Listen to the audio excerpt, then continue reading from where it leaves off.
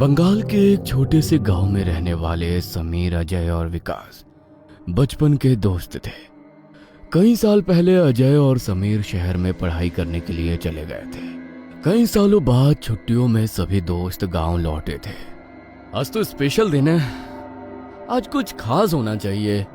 क्या खास, तू बता। अच्छा मेरे घर चलते हैं, मैं 2-3 दिन यहाँ अकेले हूँ। रात में पार्टी करेंगे और बचपन की याद ताज़ा करेंगे, क्या बोलते हो? Done, no issue. पार्टी मतलब इंतजाम कर लेगा ना? हाँ हाँ ठीक है, समझ गया। शाम का समय था। तीनों दोस्त विकास के घर में बैठे बातें कर रहे थे कि तभी समीर को एक आइडिया आता है। यहाँ नहीं, चलो आज खुले में बैठकर बातें करेंगे। किधर? अरे वो तालाब याद है ना, हम लोग काका के साथ उधर मछली पकड़ने जाते थे, कितना मजा आता था। रात में उधर कौन जाएगा, वहीं चलते हैं, शांति में बैठकर पार्टी करेंगे। अरे वो तालाब अब नहीं है, उसे तो बंद करवा दिया था। वहाँ पर कुछ अजीब घटनाएं होने लगी थी। अब खैर छोड़ो उसे। अजीब मतलब? रहने दो, शहर वाले हो गए हो तुम लोग, यहाँ की कहानियाँ झेल नहीं पाओगे। अरे यार सस्पेंस मत बना, बोलना। वैसे तो कई कहानियां हैं, लेकिन एक घटना ने पूरे गांव के रोंगटे खड़े कर दिए थे। तकरीबन 8 साल पहले की बात है। अर्जुन काका की शादी हुई थी। काकी सुलक्षणा की खूबसूरती के पूरे गांव में चर्चे हो रहे थे। सुलक्षणा काकी सिर्फ दिखने में खूबसूरत नहीं थी, घर और बाहर का सब काम उन्होंने संभाल लिया था। काकी भी अपनी नई नवेली दुल्हन पर खूब प्यार लुटा रहे थे। सब अच्छा चल रहा था कि एक दिन, आज तो हमारी शादी को पूरा 6 महीना हो गया। आज कुछ खास होना चाहिए। अर्जुन को आने में अभी समय है। बाजार से मच्छी लाकर अपने हाथों से स्पेशल मच्छी बनाती हूँ। सुलक्षणा खूब अच्छे से तैयार हुई, इत्र लगाया, आंखों में गहरा काजल भरकर बाजार के लिए निकल पड़ी। बाजार से मछली लेकर लौटते समय दिन ढल गया था।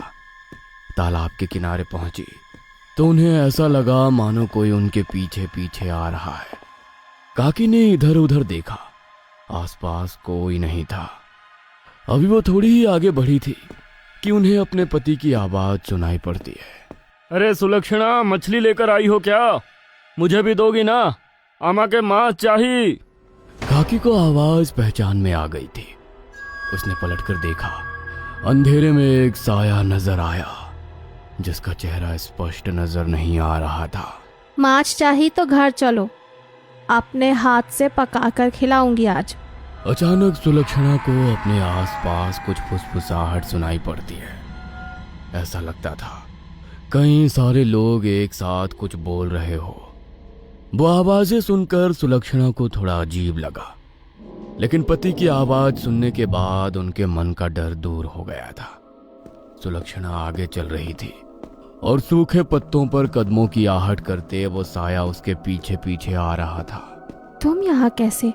मुझे ढूंढने निकले थे क्या? हाँ, माछ चाहिए। इससे पहले कि वो कुछ समझ पाती या कह पाती, सुलक्षणा को सामने से अर्जुन आता नजर आया। किधर गई थी अंधेरे में? अरे कुछ चाहिए था तो मुझे बोलना था ना। तुम यहाँ कैसे आ गए? तुम तो मेरे साथ ही आए हो ना, अभी तो मेरे पीछे चल रहे थे। क्या बोल रही हो?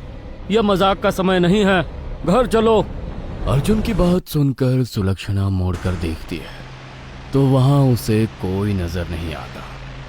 सुलक्षणा हैरान थी कि आखिर वो कौन था जो अर्जुन की आवाज में उसके साथ बात करता आ रहा था। घर पहुंचकर सुलक्षणा जल्दी जल्दी मच्छी बनाने की तैयारी करने लगी। तभी अचानक उसे अपने आसपास एक तेज गंध आती हुई महसूस हुई। ओ माँ, ये गंध, बदबू किधर से आता? मच्छी सड़ गया लगता है। गंदी बदबू से सुलक्षणा से एक पल भी रसोई में रुकना कठिन हो रहा था। वह मछली का थैला खोलकर देखती है तो अंदर उसे खून से लथपथ अधखाई मछली नजर आती है। ये कैसे हो सकता है? मैं तो बाजार से देखकर मछली लाई थी। ऐसा लगता है किसी ने इसे कच्चा चबा डाला हो। ये हो क्या रहा है? सुलक्षणा ने देखा कि उस खून से सनी मछली से बहुत बुरी बदबू आ रही है। इसलिए वो उसे उठाकर घर से दूर फेंक देती है। जैसे ही वो वापस रसोई में आती है, उसे रसोई के फर्श पर गीली मिट्टी से बने पैरों के निशान दिखाई देते हैं। ये कैसे निशान है? कौन गंदा पाँव लेकर यहाँ आया? हाँ? सुलक्षणा ने देखा बची हुई बाकी की मछलियां भी रसोई में बिखरी हुई थी। ये अर्जुन ही मजाक कर रहा है, अभी बताती हूँ उसको। अचानक ही सुलक्षणा की रसोई की खिड़की तेज आवाज के साथ खुल जाती है और एक ठंडा हवा का झोंका उसे छूकर निकल जाता है। वो खिड़की से बाहर देखती है तो उसे महसूस होता है कोई काला साया खिड़की से बाहर खड़ा रसोई के अंदर देख रहा है। सुलक्षणा थोड़ी घबरा गई थी। जैसे ही वो खिड़की के नजदीक जाकर देखने की कोशिश करती है, उसके कानों में एक डरावनी आवाज गूंज उठती है। तूने कहा था मुझे मछली खिलाएगी, मच्छी दे। सुलक्षणा का रोम रोम डर से कांप उठा था। उसने खिड़की से बाहर नजर घुमाई, बाहर कोई नजर नहीं आया। उसने झट से खिड़की बंद की और गिलास में पानी लेकर पीने लगी। ओ माँ, ये सब क्या है? इधर कौन है? लगता है कोई मुझ पर नजर लगाए हुए है। सुलक्षणा, अब खिलाओ भी मच्छी। मच्छी का नाम सुनकर पानी का गिलास उसके हाथ से छूट जाता है। अरे इसमें घबराने जैसी क्या बात है? इतना कांप क्यों रही हो? मच्छी बनाने वाली थी ना तुम?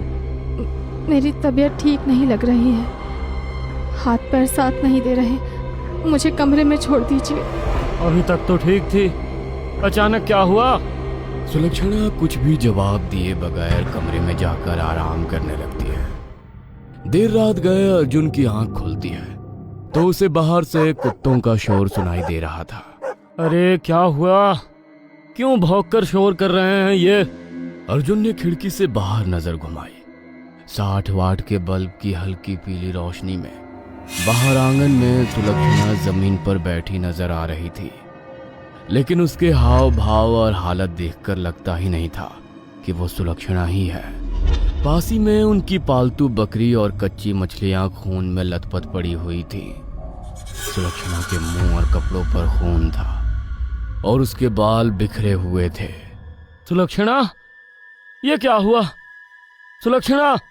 अर्जुन ने जब नजदीक से उसकी हालत देखी, एक पल को उसकी रीढ़ की हड्डी में भी सनसनाहट पैदा हो गई। उसकी नई नवेली दुल्हन, जिसकी खूबसूरती से गांव भर की औरतें जलती थी, आज कोई खून की प्यासी चुड़ैल या डायन जैसी नजर आ रही थी। अर्जुन ने हाथ पकड़कर सुलक्षणा को उठाने की कोशिश की तो उसने एक ही झटके में धक्का देकर अर्जुन को दूर गिरा दिया। अर्जुन को अब आभास हो गया था कि ये सब सामान्य नहीं है। जरूर कोई काली शक्ति ने सुलक्षणा को अपने प्रभाव में लिया है।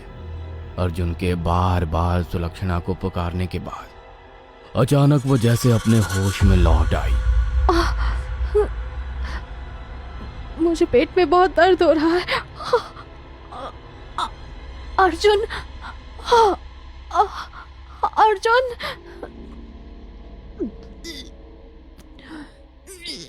इतना कहते ही उसने उल्टी करना शुरू कर दिया।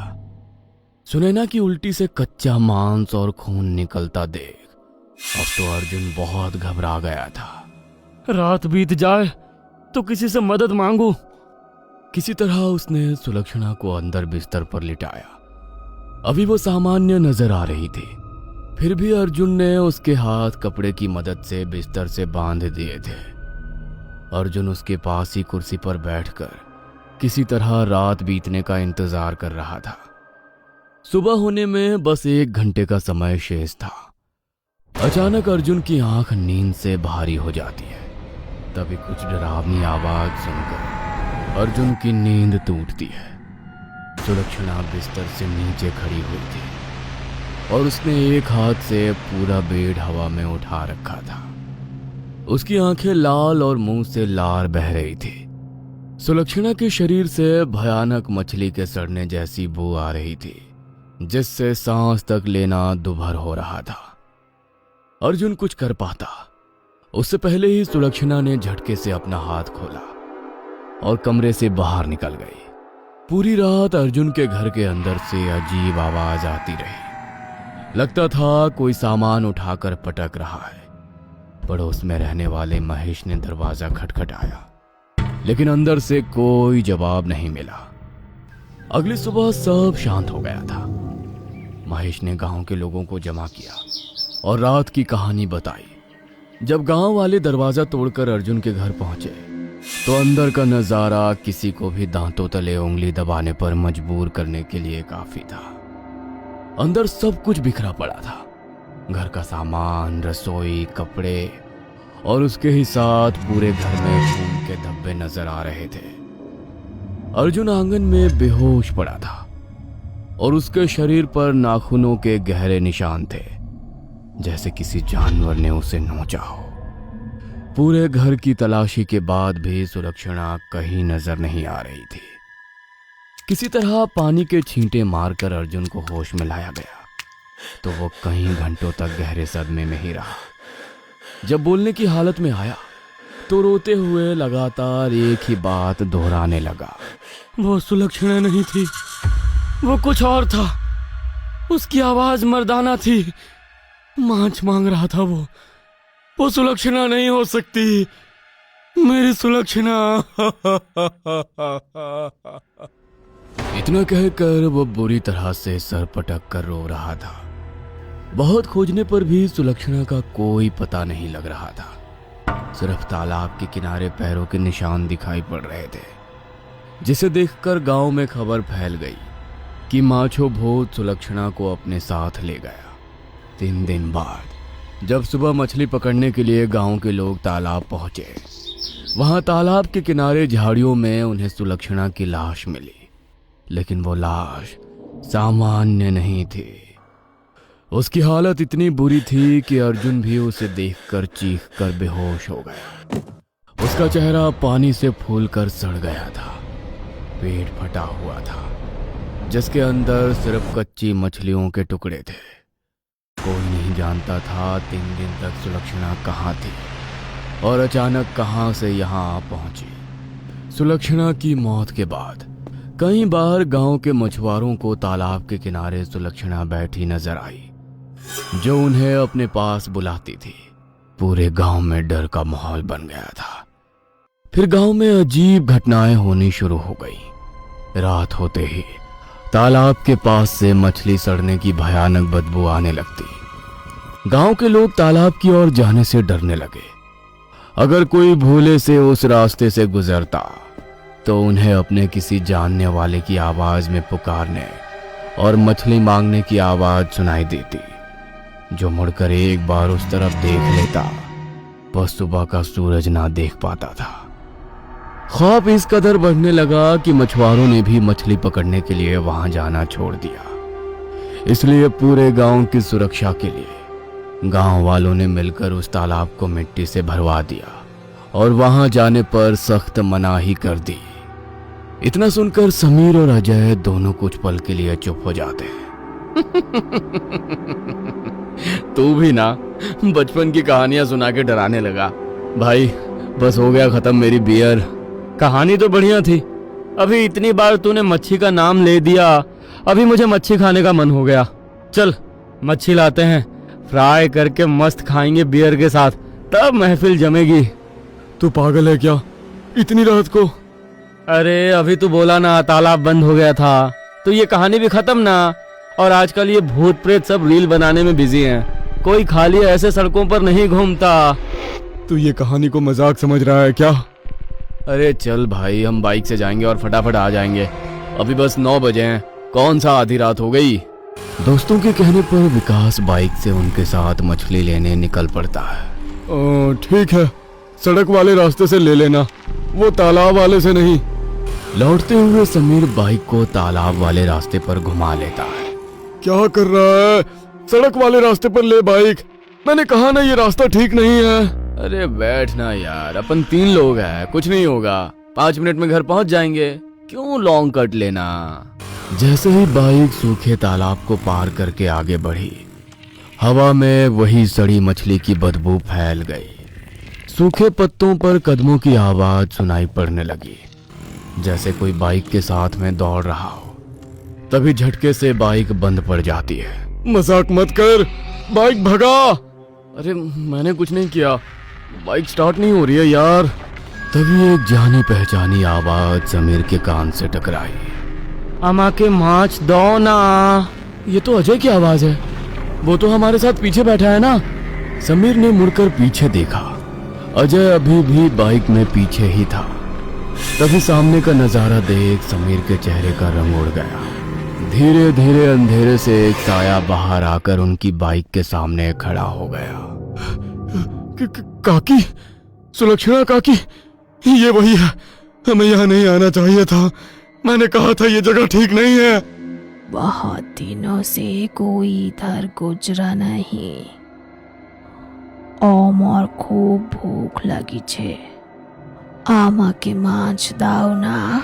3 दोस्तों की चीख हवा में गूंज जाती है और अगली सुबह गांव वालों को तालाब के पास सिर्फ 3 दोस्तों के खून से सने कपड़े मिलते हैं।